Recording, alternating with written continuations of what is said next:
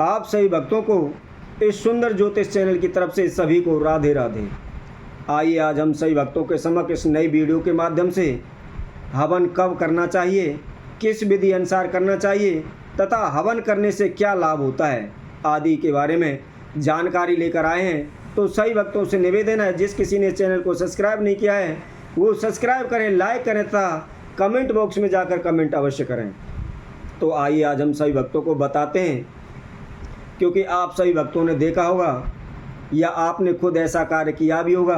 आप किसी ब्राह्मण के पास जाकर, पंडित के पास जाकर कहते हैं कि भाई कल हमारे घर में हवन करना है, ना कोई मुहूर्त निकलवाते हैं, ना कोई अग्निवास देते हैं। बाद में फिर ये भी कहते हैं कि हवन करने के पश्चात हमें तो कोई भी लाभ नहीं हुआ, ना हमारे घर में कोई किसी प्रकार की सुख शांति हुई।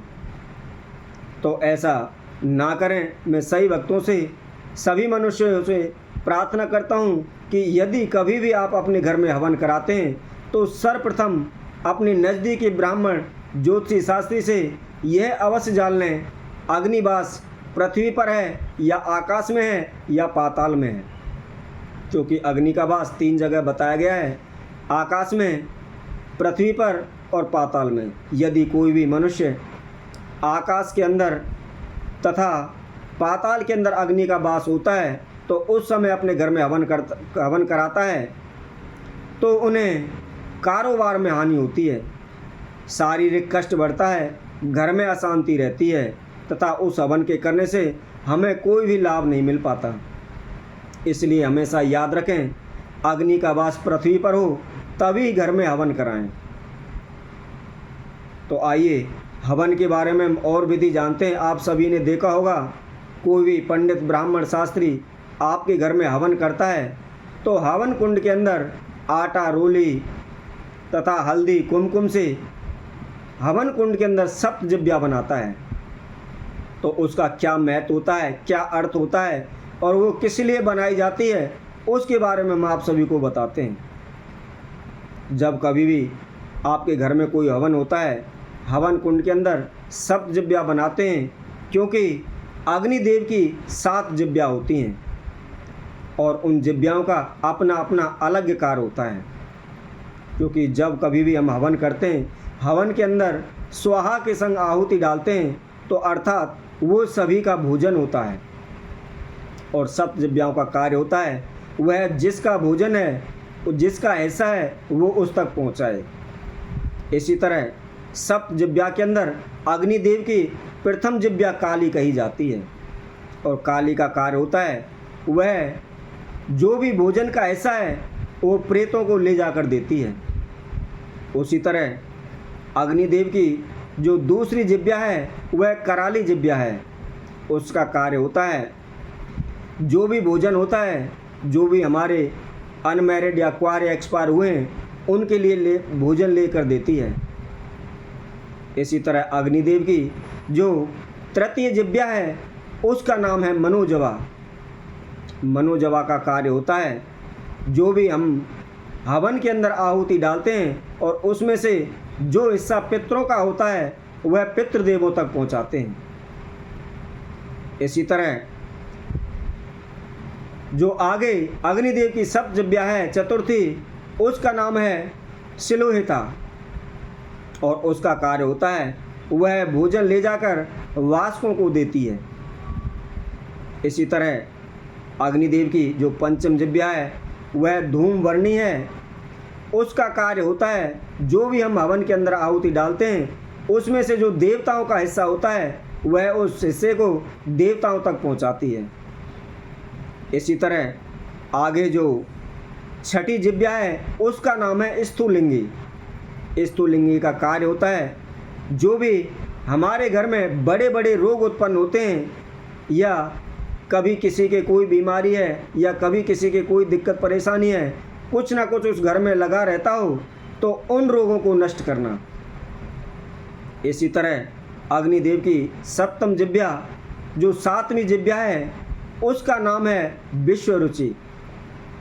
और आप सही भक्तों को बता दूं, विश्वरुचि का कार्य होता है जो भी हमारे घर में दरिद्रता आती है या उच्चाटन रहती है, अशांति रहती है, उस सभी को नष्ट करना।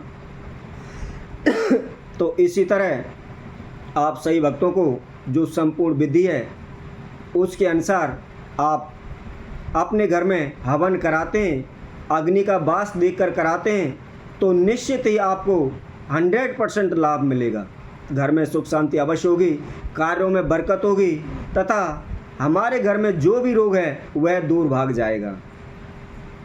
इससे संबंधित हम आप सभी को और भी जानकारी देते हैं। यदि कोई भी भक्त सज्जन अपने घर में हवन कराता है, हवन करते समय, यज्ञ में आहुति डालते समय जो भी ब्राह्मण आचार्य शास्त्री होते हैं स्वाहा बोलते हैं, उसके साथ साथ जो भी भक्त सज्जन हवन कराता है, आहुति डालता है, तो उनको भी साथ में स्वाहा बोलनी चाहिए।